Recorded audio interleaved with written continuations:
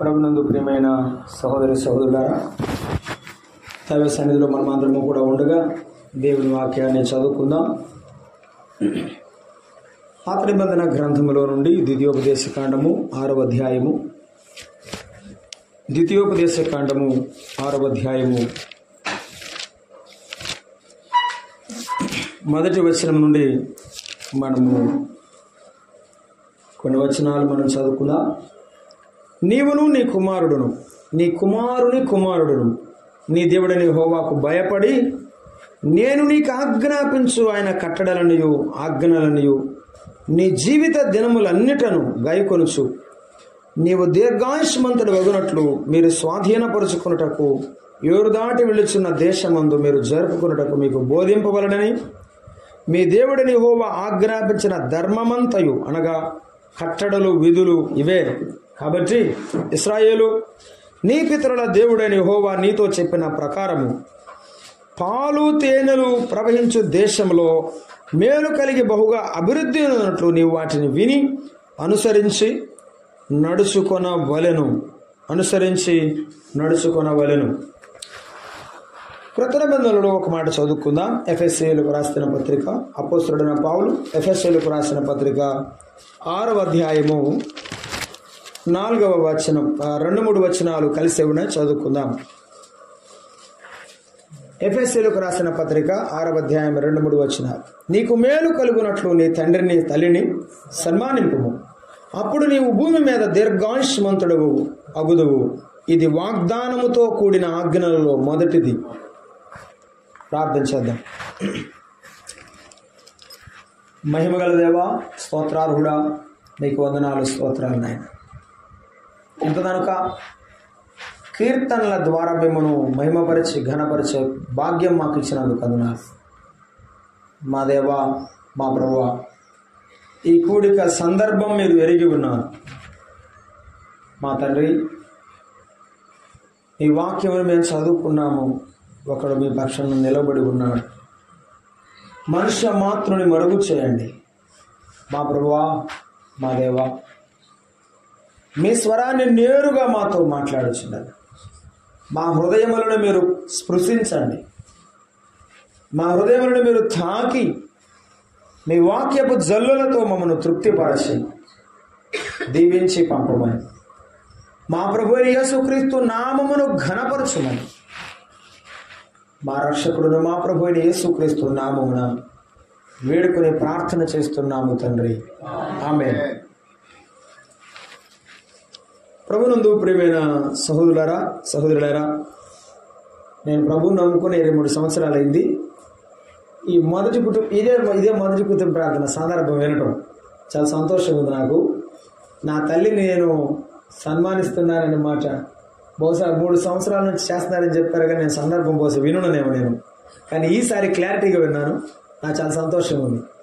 తల్లిని సన్మానిస్తూ నేను ప్రార్థన పెట్టుకున్నానని చెప్తుంటే చాలా మంచి మాట, మంచి ఆలోచన.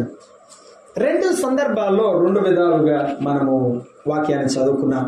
ద్వితీయోపదేశకాండము 6వ అధ్యాయంలో మనం చదువుకున్న భాగంలో నా కట్టడలను నీవు అనుసరించాలి అని చెప్పాడు. నీవు వాటిని జాగ్రత్తగా గైకొనాలి, నీవు విని అని చెప్పాడు. దేవుని వాక్యమును ఆయనను నమ్మిన పిల్లలు ఆయన వాక్యమును వినాలి, మొదటి మాట. రెండవది, నా మాటలు నీవు గైకొని అని చెప్పాడు. ఆయన మాటలు వినడంలో, ఆయన మాటలు గైకొనడంలో కొన్ని తరాలను ఆయన ప్రస్తావించాడు. అదేమి, నీవు నీ కుమారుడు, నీ కుమారుని కుమారుడు. ఇది చాలా ఆశీర్వాదకరమైనటువంటి కుటుంబముగా ఉంటుంది. మనము యేసుక్రీస్తు ప్రభువును నమ్ముకోవడం మంచిదే. మనతో పాటు మన పిల్లలు నమ్ముకోవడం ఆశీర్వాదం. వారి పిల్లలు కూడా దేవునిలో ఉండడం గొప్ప ఆశీర్వాదం.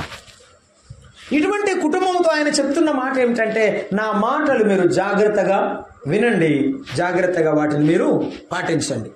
అయితే పాటించే మాటలలో మొదటిది, ప్రధానమైన దానిని గురించి మనం చదువుకున్నాం. అది ఈ రాత్రి వేళ కొద్దిగా మనము దేవుని యొక్క ఆత్మను బట్టి ఎంతవరకు ఆయన ప్రేరేపిస్తే అంతవరకు ఆలకిద్దాం. మొదటి మాట ఏమిటన్నాడు? వీటి ఆజ్ఞలన్నిటిలో ప్రధానమైన ఆజ్ఞ ఏమిటంటే, నీ తల్లిని నీ తండ్రిని సన్మానింపుము.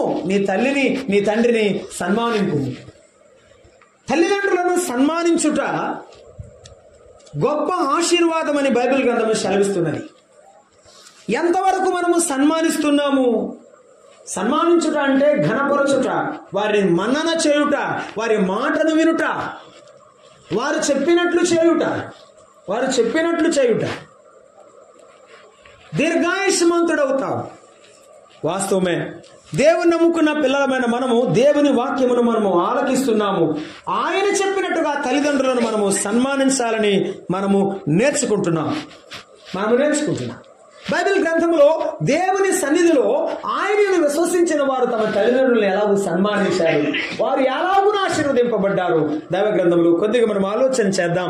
ఆదికాండం 28వ అధ్యాయంలో ఒక మాటను జ్ఞాపకం చేసుకున్నాం. చూడండి, ఆదికాండము 28వ అధ్యాయము మనము జ్ఞాపకం చేసుకుంటున్నాము. దైవ సన్నిధిలో ఉండగా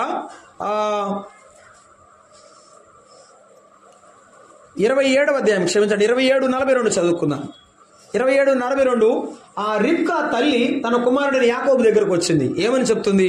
రిబ్కా తన పెద్ద కుమారుడిని యేసేవు మాటలను గూర్చి వినినప్పుడు ఆమె తన చిన్న కుమారుడని యాకోబును పిలువనంపించి ఇట్లనెను, ఇదిగో నీ అన్నయ్యని యేసావు నిన్ను చంపెదనని చెప్పి నిన్ను గూర్చి తన్ను తాను ఓదార్చుకొనుచున్నాడు.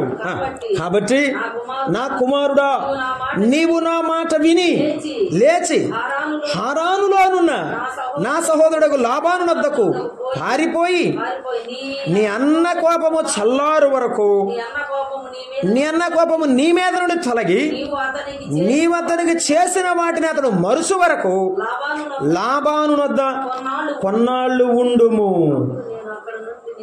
అక్కడ నుండి పిలిపించదను. ఒక్కనాడే మీ ఇద్దరిని నేను పోగొట్టుకోనేలా. సందర్భం మనం ఎరుగుదము. అన్నదమ్ముల మధ్య ఉన్న ఒక చిన్న అంశముగా కనబడుతున్నది, చాలా పెద్దది. యాకోబు తన అన్నకు తెలియకుండా తండ్రి దగ్గరికి వెళ్ళి దీవెన తీసుకున్నాడు. జరిగిపోయింది. తండ్రి దీవించాడు, ఇస్సాకు దీవించాడు, అన్నను పంపించేశాడు. అన్న దగ్గరికి ఆశీర్వాదాలు ఏమి లేవు, శాపములు మాత్రమే మిగిలి ఉంటే తీసుకుని వెళ్ళిపోయాడు. అయితే ఏశావుకు బహు మిక్కుటమైన కోపము కలిగింది. తల్లి ఏం చెప్పింది? అయ్యా మీ ఇద్దరు నాకు 2 కళ్ళు లాంటి వారు, వాడిని నేను వదులుకోలేను, నిన్ను కూడా వదులుకోలేను. నా మాట విను. బైబిల్లో రాసింది ఆ మాట. నా మాట విని నా తమ్ముడు ఉన్నాడే, నా సహోదరుడు ఉన్నాడే, లాబాను దగ్గరికి వెళ్ళు. విన్నాడా వినలేదా? ఆ మాట చెప్తానికి ఇదంతా చదివించాను నేను. విన్నాడా వినలేదా? తల్లి మాట విన్నాడు కాబట్టి ఆ రోజున అన్నదమ్ముల మధ్య వివాదం లేకుండా ఉంది, తగాద లేకుండా ఉంది. దూరంగా వెళ్ళిపోయి కొంతకాలము గడిపాడు. తల్లి మాట విని లాబాను ఇంటికి వెళ్ళడము యాకోబుకు మేలా నష్టమో మీరే చెప్పాలి. మేలే. ఆ దారిలో, ఆ రహదారిలో, ఆ ఎడారిలో దేవుణ్ణి కలుసుకున్నాడు. దేవుడే నిచ్చెన దేవదూతల మీద ఎక్కుతూ దిగుచూ ఉండగా ఆ నిచ్చెన మీద నుండి ఆయన దిగివచ్చి యాకోబును దర్శించాడు. తల్లి మాట విని వెళ్ళిపోతున్న కుమారుడికి దేవుని దర్శనం కలిగింది. ఒకవేళ తల్లి మాట వినకుండా ఉంటే దేవదర్శనం కలిగేది కాదేమో. తల్లి మాట విను, నా మాట విను, నేను ఇద్దరిని పోగొట్టుకోలే. వాస్తవమే. తల్లిదండ్రుల యొక్క మనసును ఎరిగిన వారు నిజమైన కుమారులు. తల్లిదండ్రుల మాట యొక్క వారి మన్ననను గురించి ఆలోచన చేసేవారు నిజమైన కుమారులు. కొంతమంది అప్పుడప్పుడు అంటారు, నాన్న నేను చెప్పిందల్లా వింటావు, నా కడుపును పట్టుపోయినా నిజంగా కుమారులు అంటాడు అయ్యా అంటారు. ఎందుకు? వారి మాట విన్నాడు కనుక. యాకోబు వారి మాట విన్నాడు, వెంటనే అక్కడి నుండి వెళ్ళాడు. చూసారా, తల్లి మాట వినడం, విధేయత చూపించడం అలవాటు చేసుకున్న యాకోబు ఎక్కడికి వెళ్ళినా ఎవరి మాట అయినా వినడం అలవాటు చేసుకున్నాడు. నా గొర్రెలు గాయి కాస్తాను మామయ్య, కాస్తాను. 10 సార్లు జీతం మార్చాడు. ఎన్నిసార్లు? ఏం మాట్లాడలేదు. చిన్న కూతురుని ఇస్తానని పెద్ద కూతురు ఇచ్చాడు. ఏం మాట్లాడలేదు. పని చేయడం నేర్చుకున్నాడు, పెద్దల మాట వినడం నేర్చుకున్నాడు. అందుకే అన్నాడు, ఘనతకు ముందు వినయము ఉండును. ఘనతకు ముందు వినయముండును. వినయమైన మనస్సు, వినయ మనస్సు, లోబడే మనస్సు ఉన్న ప్రతి బిడ్డ ఎదిగేవాడుగా ఉంటాడు. పైకి తీసుకొని వచ్చేవాడుగా దేవుడు వారిని చేస్తాడు. అతడు తన తల్లిని సన్మానించాడు, తన తల్లి మాటను గౌరవించాడు. గౌరవించి తన మామ యొద్దకు వెళ్ళాడు, దేవుని దర్శనం పొందాడు. మరొక మాట జ్ఞాపకం చేస్తాము, అక్కడ తన యొక్క కాలము తీరిన తర్వాత దేవుడే మళ్ళా దర్శనం ఇచ్చి యాకోబుకు చెప్పాడు, మరలా నీ తండ్రి ఇంటికి వెళ్ళమన్నాడు. నేను ఒక మాట అడుగుతాను, పరిస్థితులను బట్టి యాకోబు విడిచి వెళ్ళాడా, వెళ్ళిపోవాలని వెళ్ళాడా? తల్లిని విడిచిపెట్టాలని కాదు కదా. ఏ కుమారుడైతే తన తల్లిని హత్తుకొని ఉండాలని అనుకుంటాడో ఆ కుమారుడు తన తల్లికి సంతోషం తీసుకుని వస్తాడు. సామెతల గ్రంథకర్త ఒక మాట అన్నాడు, 14వ మొదటి వచనం ఏమని, ఆ మూర్ఖుడైన కుమారుడట తన తల్లికి దుఃఖాన్ని పుట్టిస్తాడు, తన తల్లికి దుఃఖమును పుట్టిస్తాడు. అసలు వినయమైన కుమారుడు తన తండ్రికి సంతోషాన్ని కలిగిస్తాడు, మూర్ఖుడైన కుమారుడు తన తల్లికి దుఃఖాన్ని పుట్టిస్తాడు. ఇదేంటంటే, మంచి కుమారుడు వల్ల తల్లి తను సంతోషపడుతుందని చెప్పలేదే. సంతోషమేమో తండ్రికంట, బాధ ఏమో తల్లికంట. నిజమే కదా, నిజమే కదా. ఎవరైనా కానీ మంచి పేరు చేశాను, నా కొడుకు చూసావా అంటాడు నాన్న. తల్లి తొందరగా చెప్పదా మాట. నా కొడుకు చెప్తే బాగుండే, ఎవరైనా చెప్తే బాగుండేది ఎదురు చూస్తుంది, కానీ నా కొడుకు ఇలాంటి వాడు అలాంటి వాడు గబగబ చెప్పదు. ఎవరైనా చెప్తే వినడానికి ప్రయత్నం చేస్తుంది. అందుకన్నాడు, ఈ బుద్ధి లేని కుమారుడు వల్ల దుఃఖము కలుగుతుంది అని చెప్పాడు. నిజమే. ఎవరైనా కానీ దారిని వెళ్ళేవాళ్ళు, ఫలానా ఏమ్మా ఫలానా అబ్బాయి ఇట్లా ఉన్నాడు అని అన్నారు అనుకోండి, ఇంటికి రాగానే ఏం చెప్తాడు, నీ కొడుకు, ఆయన కొడుకు కదా, ఆయన ఎందుకు అంటాడు, నువ్వు కదా పెంచింది అనే భావంతో తండ్రి అంటాడు. నీ కొడుకు చూడు ఎలా ఉన్నాడు అంటాడు అనమాట. కానీ ఆ తల్లి దుఃఖపడు. రిబ్కా వలన యాకోబు చేసిన ఈ పనుల వలన రిబ్కాకు సంతోషమే, ఆనందమే కలిగింది. మనం ఎప్పుడైనా తల్లిదండ్రుల మాట వింటామో వారికి సంతోషాన్ని, ఆనందాన్ని మనం కలిగిస్తాం. ఒకవేళ వినకపోతే వారికి దుఃఖాన్ని కలిగిస్తాం. తల్లిదండ్రుల దుఃఖమును ఏ కుమారుడు కూడా చూడకూడదు, ఏ కుమారుడు కూడా చూడకూడదు. అందుకే దేవుడు తల్లిదండ్రులకు ఒక గొప్ప ప్రాధాన్యత ఇచ్చాడు. వారిని సన్మానిస్తే బిడ్డలు దీవించబడతారని ఒక గొప్ప ఆజ్ఞ ఇచ్చాడు. మాట వినడం. చూడండి ఒక మాట, సమూయేలు మొదటి గ్రంథము మనం అందరము జ్ఞాపకం చేసుకుంటాం. సమూయేలు మొదటి గ్రంథములో సౌలుతో సమూయేలు మాట్లాడుతున్న సందర్భాన్ని మనం చదువుకుంటాం. సౌలుతో సమూయేలు మాట్లాడిన సందర్భంలో 15వ అధ్యాయము 22వ వచనం, అందుకు సమూయేలు తాను సెలవిచ్చిన ఆజ్ఞను ఒకడు గైకొనుట వలన యెహోవా సంతోషించున్నట్లు ఒకడు దహన బలులను అర్పించడం వలన ఆయన సంతోషించునా? ఆలోచించుము. బలుడు అర్పించుట కంటే ఆజ్ఞను గైకొనుటయు పొటేళ్ల క్రొవ్వును అర్పించుట కంటే మాట వినుటయు శ్రేష్టం. అప్పుడప్పుడు పాపం వచ్చి ఇంట్లో అడుగుతూ ఉంటాడు, నేనెందుకంటే ఇష్టపడి నీకు, నేనేం చేశాను, వాడేం చేశాడు, నన్ను బాగా ఎందుకు చూడటం లేదు అని అడుగుతుంటాడు. వాడు నా మాట వింటాడు, నువ్వేనో అంట తల్లి. అంతే. మాట వినడం శ్రేష్టమని దేవుడు చెప్తున్నాడు. దేవుని మాట వినడం శ్రేష్టం. ఈ రాత్రి వేళ దేవుని మాట ఏమిటంటే నీ తల్లిదండ్రులను సన్మానించడం. నీవు సన్మానిస్తే నీవు దేవుని మాట విన్నట్టు. యాకోబు తన తల్లి మాటను గౌరవించి వెళ్ళాడు. అక్కడికి వెళ్ళి ఏదైతే చెప్పాడో, ఏమైతే చెప్పిందో రెబ్కమ్మ, ఆ తల్లి ఏం చెప్పిందో అక్కడికే వెళ్ళాడా, ఏ ఇంటికి వెళ్ళాడా? ఆ ఇంటికి వెళ్ళాడు. యాకోబు ప్రయాణంలో కష్టం ఉందా లేదా? తల్లి చెప్పినప్పుడు కష్టంగా అనిపించవచ్చు. అది నీకు ఇష్టమైనప్పుడు అది ఎంతో నీకు సొగసైన మాలిక అని చెప్పాడు సామెతల గ్రంథకర్త. కుమారుడా, నా మాటలను కంఠభూషణములుగా ధరించుకొనుము. ఎలా? కంఠభూషణముగా ధరించుకొనుము. ఒక మాట చదువుతారా? ఆ మాట సామెతల గ్రంథం 31వ అధ్యాయం. ఆ తల్లి రాజైన లెమూయేలు తల్లి మాట్లాడుతున్న మాటలు మనం జ్ఞాపకం చేసుకుంటున్నాం. సామెతల గ్రంథము 31వ అధ్యాయంలో ఆ మాటలు మనం చదువుకుంటున్నాం. రాజైన లెమూయేలు మాటలు, అతని తల్లి అతనికి ఉపదేశించిన దేవోక్తి అని చెప్పాడు. 2వ వచనం, నా కుమారుడా నేనేమందును, నేను కన్న కుమారుడా నేనేమందును, నా మొక్కులు మొక్కి. ఎందుకు వినాలా మాట? నువ్వు పుట్టక ముందే నువ్వు ఇలా పుట్టాలని ఆశపడిన తల్లి, నువ్వు పుట్టక మునిపే నువ్వు ఇలా పుట్టాలని దేవుడిని మొక్కుకొని ప్రార్థన చేసి అడిగి గోసాడి కన్న తల్లి, పుట్టిన తర్వాత తన ప్రాణాన్ని సహా త్యాగం చేసిన తల్లి, ఆ తల్లిని మర్చిపోవద్దు. బైబిల్లో ఒక మాట ఉంది, ముదిమి వచ్చినప్పుడు నీ తల్లిని విడిచిపెట్టకము, విడనాడకము. గుర్తుంచుకో, వృద్ధులైన తల్లుల విషయంలో వారిని చిన్న పిల్లల్లాగా భావించి మనం ప్రేమించాలి. అది మనకెంతో ఆశీర్వాదం. వారితో కూర్చోవడం, కాసేపు ముచ్చటించడం, అమ్మ ఎలా ఉన్నావు, తిన్నావు అని మాట్లాడడం చాలా గొప్పది. విన రాజైన లెమూయేలు తల్లి కూడా మాట్లాడతాం, నా కుమారుడా నేను మొక్కులు మొక్కి నిన్ను కన్నాను. వాస్తవమే, ఆమె మాట ఎందుకు వినాలి? మొక్కులు మొక్కి కన్నది, దేవుని ఎదుట సాగిలపడి అడిగి ప్రార్థన చేసి కన్నది. తన ప్రాణమిచ్చి తన ప్రాణానికి తెగించి నిన్ను కన్నది. కాబట్టి ఆ తల్లి మాట వినాలి, ఆ తల్లి మాట వినాలి. అందుకే అన్నాడు, ముదిమి వచ్చినప్పుడు నీ తల్లిని నీవు విడనాడకము. అంటే అర్థం ఏమిటంటే ఇక అయిపోయింది.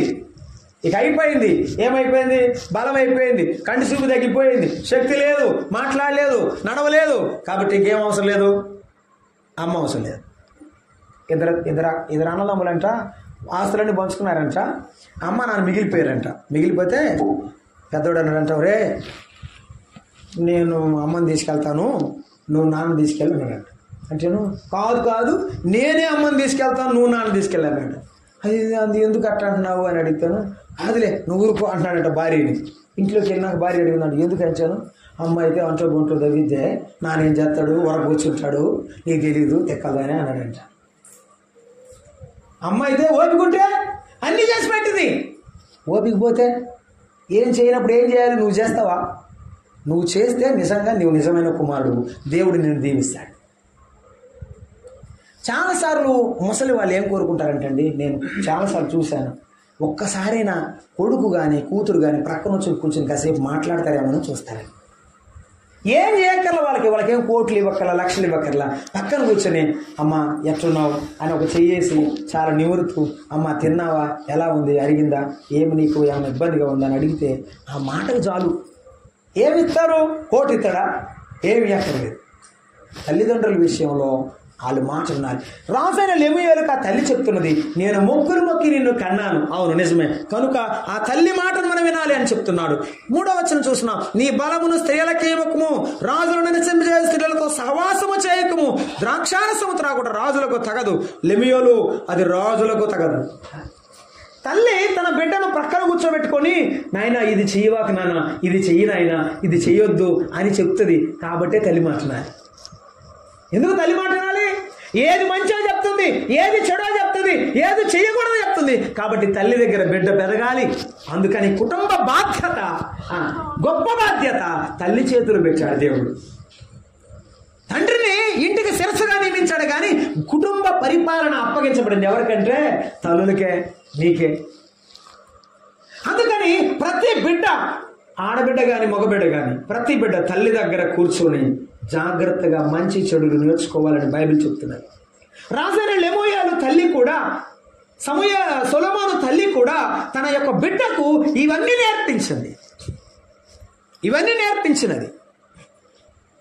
అసలు ఎటువంటి భార్యను ఎంచుకోవాలో 10వ వచనం నుండి ఆఖరి వచనం వరకు చెప్పింది. ఎట్లాంటి భార్యను తీసుకొస్తాడో అని తెలియక ముందే చెప్పింది. ముత్యము లాంటి భార్యను తీసుకొని రావాలి, జ్ఞానవంతురాలు తన ఇల్లు కట్టుకున్నా అన్నాడు. 10వ వచనంలో గుణవతి అయిన భార్య, నాయన నీ భార్య గుణవతురాలై ఉండాలి. అంతే, అలాంటి దొరకడం వరదయ్యా, జాగ్రత్తగా వెతుక్కో, ముందే చెప్పింది. సరే సొలొమోను వెతికాడో లేదో మనందరికి తెలుసు. ఏ భార్య ముత్యం కాదు, అన్ని మురికిరాళ్ళే. సొలొమోను భార్యలు ఎవరు కూడా ఇశ్రాయేల్లో ఒకరు కూడా లేరు, అందరూ అనుజులే. మాట వినలేదు, నష్టపోయాడు. యాకోబు తల్లి మాట విన్నాడు, లాభపడ్డాడు. మనం కూడా మన తల్లిదండ్రుల మాటను ఆలకిస్తే వారు చెప్పే ప్రతి మాట వినాలి. అసలు నేను చిన్నప్పుడు మా తాతయ్య వాళ్ళు మిగిలిన పెద్దవాళ్ళ దగ్గర నేర్చుకున్న సత్యం ఏమిటంటే, నువ్వు సహవాసం చేస్తే పెద్దోళ్ళతో చేయాలి సహవాసం. నీ ఫ్రెండ్షిప్ ఎవరితో ఉండాలంటే ముసలోళ్ళతో ఉండాలి, కుర్రోళ్ళతో కాదు. ఎందుకంటే కుర్ర పిల్లలు సరిగా సమాధానం చెప్పరు. యెరోబాము రెహబాము అని ఇద్దరు ఉండరు. రెహబాము సొలొమోను కొడుకు. అతడు రాజు అయిన తర్వాత పెద్దల సలహా తీసుకోకుండా కుర్ర పిల్లల దగ్గర పోయి కూర్చొని వాళ్ళు ఏం చెప్పారో విని వచ్చి జనమందరితో చెప్పాడు. ఏమని? మా నాన్న మీకేం చేశాడో నాకు తెలియదు, మా నాన్న చెయ్యి కట్టి నా చిటికినేలు చాలా బోరు కూడదు, నన్ను మొయ్యలేరు మీరు అన్నాడు. ఊరి వీడితో కష్టంలాగా ఉంది అనుకున్నారు వాళ్ళు. అందుకని పెద్దవాళ్ళతో సహవాసం చేస్తే పెద్దరికపు లక్షణాలు అలవడతాయి. ఇది మనం అలవాటు చేసుకోవాలి. చిన్నవాళ్ళమైనా మనం ఎప్పుడైనా పెద్దలతో కూర్చోవడం, అలాగూ కూర్చోవడం వల్ల మరెక్కువగా తల్లి ఇంట్లో ఉంటుంది. 365 రోజులు నీతో పాటు ప్రక్కనే ఉండేది ఎవరు? The best friend in the world. ప్రపంచంలో మంచి స్నేహితుడు నీకు ఎవరైనా ఉన్నాడు అంటే తల్లే నీ స్నేహితుడు, తల్లే నీ స్నేహితురాలు. తల్లికి మించిన స్నేహితురాలు ప్రపంచంలో ఎవరు ఉండరు. ఒక పాట నేర్పినా, ఒక మాట నేర్పినా, ఒక మంచి నేర్పినా తల్లే నేర్పుతుంది. రిబ్కా తన బిడ్డను అలాగూ పెంచి పంపింది. తిరిగి సంతానముతో, ఆస్తితో తిరిగి తన తల్లి దగ్గరకు వచ్చాడు. ఒంటరిగా వెళ్ళాడు, తల్లి మాటలు మనసులో పెట్టుకుని వెళ్ళాడు. మళ్ళీ తిరిగి తన పిల్లలతో, భార్యలతో సంతోషంగా తిరిగి వచ్చాడు. ఇది మంచిది. తల్లిదండ్రులను సన్మానించడం మంచిది, వారి మాట ఆలకించుట మంచిది. రెండవది ఆదికాండము 22వ అధ్యాయమును మనం జ్ఞాపకం చేసుకుంటున్నాం. ఆదికాండము 22వ అధ్యాయాన్ని మనము జ్ఞాపకం చేసుకుంటున్నాం. చూడండి, ఆదికాండము 22వ అధ్యాయంలో అబ్రహాము తన కుమారుడైన ఇస్సాకును మనం చూస్తున్నాము. 5-6 వచనాలు చదువుకుంటున్నాం. తన పనివారితో మీరు గాడిదతో ఎక్కడనే ఉండుడి, నేను ఈ చిన్నవాడు అక్కడికి వెళ్ళి దేవునికి మొక్కి మరలా మీ వద్దకు వచ్చేదమని చెప్పి దహన బలికి కట్టెలు తీసుకొని తన కుమారుడు ఇస్సాకు మీద పెట్టి తన చేతిలో నిప్పును కత్తిని పట్టుకొని పోయాను. అబ్రహామేమో పెద్దవాడు, ఇస్సాకేమో చిన్నవాడు. బాలుడైన ఇస్సాకు, యవనుడైన ఇస్సాకు కాదు. ఆ కట్టెల పోపు మోయగలిగిన సామర్థ్యం ఉంది లేదు అతనికి. ఎంతవరకు భరించగలడు? తాను ఓపికన్నంతసేపు భరించగలడు. మోయలేని బరువు తండ్రి పెట్టిన భుజాన్ని ఏమి పెట్టుకున్నాడా లేదా? పెట్టుకున్నాడు. అది నిజమైన కుమారుడు లక్షణమై ఉండాలి. నాకు నా తల్లిదండ్రులు ఎప్పటికీ బరువు కాదు, నా తండ్రి నాకు బరువు కాదు, నా తల్లి బరువు కాదు. ఇది చాలా ముఖ్యం. వారి మాట కూడా మనకి ఎప్పటికీ బరువు కాకూడదు. ఆ కట్టెల మాపు భుజాన పెట్టిన వెంటనే మారు మాట్లాడకుండా తండ్రి వెంబడబడి నడుచుకుంటా వెళ్ళిపోయాడు. ఒకవేళ ఇస్సాకు ఇలా అనుకున్నాడేమో, ఇంత వయసులో మా నాన్నే నడిచి దేవుణ్ణి ఆరాధించడానికి వస్తే నేను వెళ్ళకపోతే ఎట్లా అనుకుంటున్నాడు. విధేయత దేనిలో కనిపిస్తుందంటే మనము నడిచే నడకలో కనిపిస్తుంది. మాట వినడం శ్రేష్టమే. చాలా మంది వింటారు కానీ విన్నట్టుంటారు, చెప్పినట్టు చెయ్యరు. ఇస్సాకు చెప్పినట్టు చేశాడు, యాకోబు చెప్పినట్టు చేశాడు. దేవుని ఆరాధించడానికి తమ యొక్క భుజముల మీద కట్టెల మోపు పెట్టుకుని దేవుని మందిరానికి అలాగూ నడిచి వెళ్ళాడు. లోకంలో తండ్రి తల్లి మన చుట్టాల దగ్గరికి పోయా, ఆడకు పోయా, ఏడకు పోయా అంటే పోతాం, తొందరగా పోతాం. ఎందుకంటే మనం చుట్టాలంటే ఇష్టం, వాళ్ళు మనల్ని ప్రేమిస్తారు, మనం వాళ్ళని ప్రేమిస్తాం. మందిరానికి పోయా అని చెప్పామనుకో, వింటే మంచిది, వినకపోతే మంచిది కాదు. ఇస్సాకు దేవుని ఆరాధించడానికి బయలుదేరి తండ్రితో పాటు వస్తున్నాడు. అది ఇస్సాకు ఆశీర్వాదం. దేవుని వాక్యం చెప్పిన వినేవాడు ఇస్సాకు. అదే తన కుమారుడు కూడా, యాకోబు కూడా అలాగే తల్లి మాట విన్నవాడు. విధేయత మనలో జీవించినప్పుడు, మనలో ఉన్నప్పుడు మన పిల్లలలో కూడా విశ్వసిస్తుంది, మన పిల్లల్లో కూడా ఉంటుందనడానికి నిదర్శనం ఇది. ఇస్సాకు కట్టెల మోపు భుజాన పెట్టుకొని ఎత్తైన కొండ వరకు కూడా మోసుకొని వెళ్ళాడు. ఆ కట్టెల మోపు మోసుకొని వెళ్తూ మనసులో తిట్టుకుంటా, ఏంది ముసలోడు నాకు ఈ వరతప్పుడు ఈ భోజనాన్ని పెట్టాడు అని అనుకోకుండా, నానా వెళ్తున్నాగా బలి అర్పించాలిగా, గొర్రెపిల్లేది అని ముచ్చటంతా మాట్లాడుకుంటూ వెళ్తున్నాడు. కొంతమందికి కట్టుబోయికి గేదెలు కట్టేసినట్టు ఉంటారు అనమాట. పక్కనే ఉండాలంటే అమ్మ పక్కన వెళ్ళాలంటే ఇప్పుడు పోతా ఏమిటి ఎవరైతే నేనే నా పనులు ఏంటి అనుకుంటున్నాను. చిరాకు విసుగు కలుగుతుంది. కానీ చిన్నపిల్లవాడికి తండ్రితో మాట్లాడడమే సంతోషం. నిప్పుంది, కట్టెలున్నాయి, గొర్రెపిల్ల ఎదురానా అడుగుతా ఉన్నాడు. ముచ్చటించుకుంటా మాట్లాడుకుంటా ఆ తండ్రి కొడుకులా నడిచిపోతుంటే పరలోకంలో ఉన్న దేవుడు చూసి ముచ్చట పడ్డాడు వారిని. ఆహా, నా భక్తుడు, నా భక్తుని కుమారుడు ఇలాగే ఉండాలి అనుకున్నాడు. అందుకని నీ సంతానమును ఇసుక రేణువుల వలె నేను చేస్తానని, ఇస్సాకు వలనైనదే నీ సంతానము అనబడినది దేవుడు దీవించాడు. ఎవడు విధేయుడై దీనుడైనా సన్నిధిని వణుకుచున్నాడో నేను ఆయనని దృష్టించుచున్నాను. ఎవరు దేవుని సన్నిధిలో గొడగడ వణుకుచు విధేయత కలిగి జీవిస్తారో వారిని దేవుడు తప్పకుండా ఆశీర్వదిస్తాడు. ఎవరు తల్లిదండ్రులకు భయపడతారో, ఎవరు తల్లిదండ్రులకు లోబడతారో అలాగున దేవుడు వారిని దీవిస్తాడు. ఇంతకు మునుపు మనము ఇర్మియా గ్రంథములో రేకాబీయుల సంతానమును గురించి ధ్యానం చేశాం. రేకాబు చనిపోయాడు, రేకాబు పిల్లలు ఉన్నారు, వారి మనవలు ఉన్నారు. పక్క చుట్టుపక్కల ఉన్న వాళ్ళందరూ వాళ్ళ దగ్గరికి వచ్చి అడిగారు, మేమందరం మద్యపానం తీసుకుంటుందే, మేమందరం ద్రాక్షారసం తాగుతుంటే మీరెందుకు తాగరని అడిగారు. అడిగితే ఆ పిల్లలు ఏం చెప్తారంటే, మా నాన్న బతికున్నప్పుడు మనం మద్యమునైనను ద్రాక్షారసమునైనా ముట్టవద్దని చెప్పాడు, మేము తాగం అని చెప్పారు. వాళ్ళ నాన్న ఉన్నాడా? లేడు. కానీ వాళ్ళ నాన్న మాట మాత్రం ఉంది. వాళ్ళ నాన్న మాట చనిపోలేదు, ఆయన చనిపోయాము, కానీ వాళ్ళ నాన్న మాట, తండ్రి మాట మాత్రం ఎప్పటికీ చనిపోలేదు. ఇది తల్లిదండ్రులను సన్మానించే వారి యొక్క గొప్ప లక్షణం. మా నాన్న ఉన్నా లేకపోయినా మా నాన్న చెప్పినట్టు నేను బ్రతుకుతాను. ఎంత మంచి కుమారులు, ఎంత మంచి బిడ్డలు. అవును, రేకాబీయులు తండ్రి వెళ్ళిపోయిన తర్వాత కూడా దేవుని వాక్యాన్ని వారు అనుసరించిన వారు. ఈ కుటుంబంలో అంజమ్మ దేవుని నమ్ముకుని జీవిస్తున్నప్పుడు, దేవుని దాసురాలి బిడ్డలు వారు దేవుని నమ్ముకున్నప్పుడు, వారి మనవ సంతానం కూడా మందిరానికి వస్తుంటే, నీవును నీ కుమారుడు కుమారుల కుమారుడు నా మాట వినండి అని ప్రభు చెప్తాడు. వారు దేవుని యందు విశ్వసించిన కుటుంబం, వారు తల్లిదండ్రులను సన్మానించే బిడ్డలు. నేను చాలాసార్లు ప్రసాదాన్ని గురించి సంతోషంగా చెప్తాను. You are the best son అని చెప్తుంటారు. నువ్వు మంచి కుమారుడు అయ్యా, నీ తండ్రిని చూసుకున్నావు గొప్పగా, దేవుడు నాకు ఆ భాగ్యం ఇస్తాడో లేదో అని నేను అంటూ ఉంటాను. ఇది ఎంతో దీవెన. అందువల్ల ఈ విషయంలో మనము మన కుటుంబాలు మనం ప్రార్థన చేసి మన బిడ్డలు మనమే సంపాదించుకుందాం. వారు అలా ఉన్నప్పుడు మనకు ఆశీర్వాదకరం అవుతుంది. అలాగ ఉన్నప్పుడు మనకు ఆశీర్వాదం అవుతుంది. ఒకటి, యాకోబు అక్షరార్థంగా తల్లి మాట విని ఆశీర్వాదం పొందాడు. అబ్రహాము కుమారుడని ఇస్సాకు ఆత్మీయముగా దేవుని ఆరాధించడానికి, ఆయనను మ్రొక్కడానికి తండ్రి మాట విని ఆశీర్వాదమును పొందాడు. పరలోకములో ఉన్న దేవాతి దేవుడైన యేసుక్రీస్తు ప్రభువారు పరలోకపు తండ్రి మాట విని పరుగున పరలోకమును విడిచి భూలోకానికి వచ్చాడు. ఆ కుమారుడు యోర్దాను నదిలో ఆ రీతిగా బాప్తిసం పొంది బయటికి రాగా ఆ పరలోకపు తండ్రి తన కుమారుడిని చూస్తుంటాడు. ఇదిగో ఈయన నా ప్రియ కుమారుడు, ఈయన నేను ఆనందిస్తాను.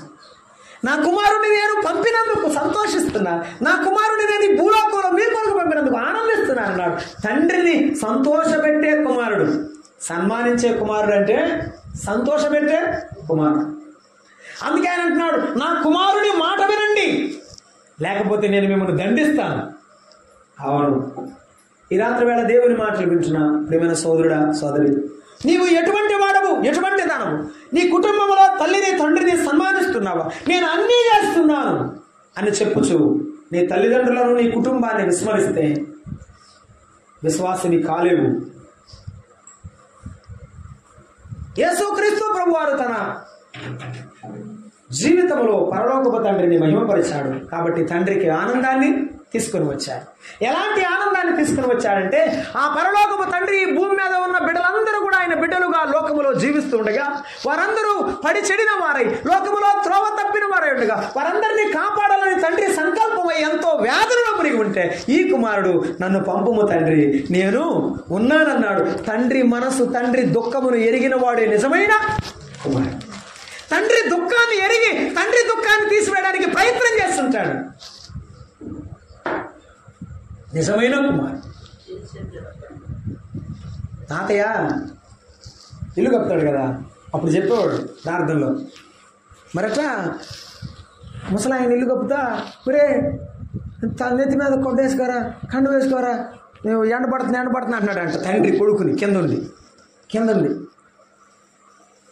ఈ కింద ఉన్నవాడంట అప్పుడప్పుడు బుడ్డోడు బయటకు వచ్చిపోతున్నాడు, మనవాడు అందుకేను తండ్రి అంటున్నాడంట ఒరే బయటికి రా మాకు ఎండ ఉంది అంటున్నాడు. ఎప్పటికి అప్పుడప్పుడు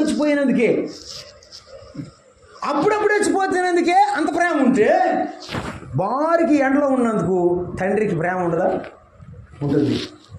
అందుకే అంటారు ఎవరి బిడ్డలు వారికి ముద్దు. నిజమే. అంత ప్రేమ తల్లిదండ్రులు ఉన్నప్పుడు ఈ బిడ్డకు తల్లిదండ్రుల మీద అంత ప్రేమ ఉండదా? ఉండాలి. అది ధర్మమే, ఇది న్యాయమైన విషయం. ఈనాడు నా తల్లిదండ్రులను ప్రేమించిన వారు, తల్లిదండ్రులను విడిచిపెట్టేవారు, తల్లిదండ్రులను అనాథులుగా విడిచిపెట్టేవారు ఎందరో ఉన్నారు.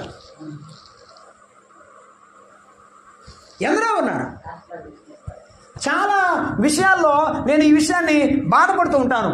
ఒక గొప్ప వ్యాపారవేత్తను గురించి నేను చదువుకున్నానండి. ఆయన పేరేమిటంటే విజయపత్ సింఘానియా. రేమండ్ కంపెనీస్ వ్యవస్థాపకుడైన. రేమండ్ కంపెనీ అంటే ఈ బట్టలు తయారు చేస్తుంటారు, ప్యాంట్లు, చొక్కాలు, సూట్లు తయారు చేస్తారు, రేమండ్ కంపెనీ. ఆయన మొన్న ఇంటర్వ్యూ ఇచ్చేటప్పుడు నేను చూశాను.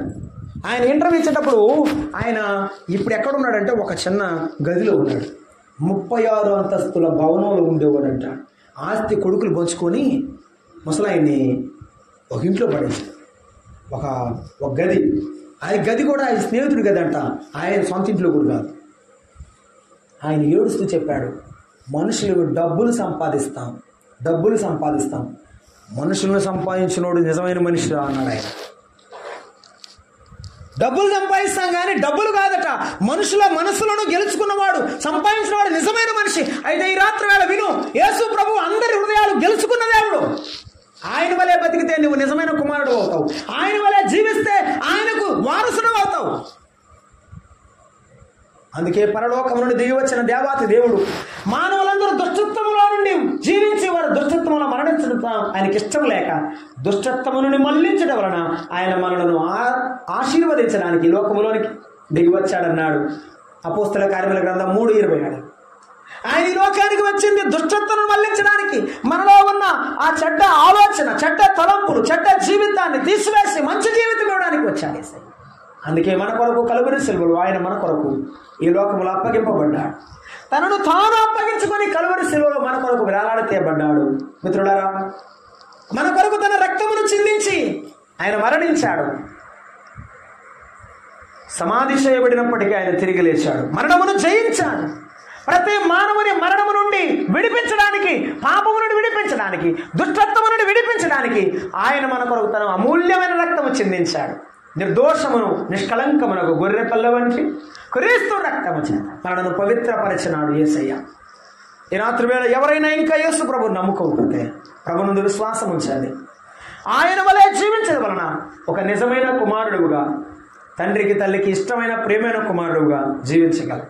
అవును, యాకోబు తల్లికి ఇష్టమైన కుమారుడు, ఇస్సాకు తండ్రికి ఇష్టమైన కుమారుడు, మన ప్రభువైన యేసుక్రీస్తు పరలోకపు తండ్రికి ఇష్టమైన కుమారుడు.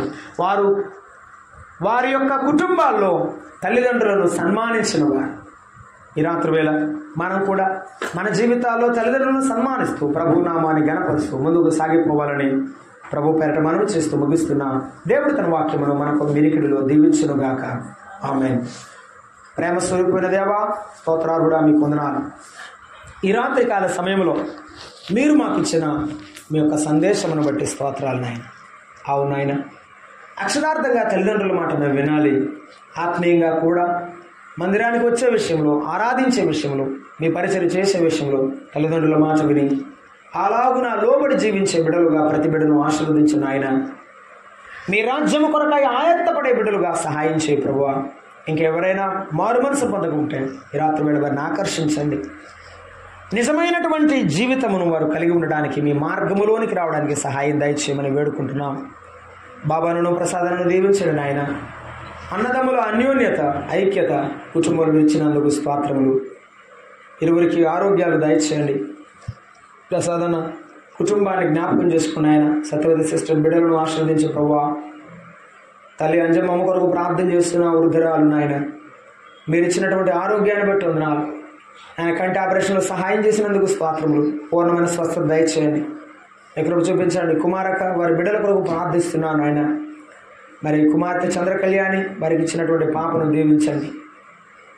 ఈ కుటుంబంలో అందరూ కలిసి ఈ యొక్క ఆత్మీయమైన అన్యోన్యమైన అనురాగంతో కూడిన కుటుంబము కలిసి ఉండగా మీ కనికరం చూపమని, ప్రతి లోటును మీరు పూడ్చమని, మీ నామానికి మహిమ తెచ్చుకోమని, ఇక్కడ చేరికూడిన మా అందరిలో మీ వాక్యము అన్ని విధాలా పనిచేందుకు సహాయపడమని యేసు ప్రభువు నామమున వేడుకుంటున్నాము తండ్రి.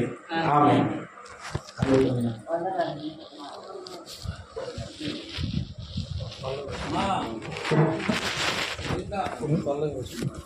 రైట్.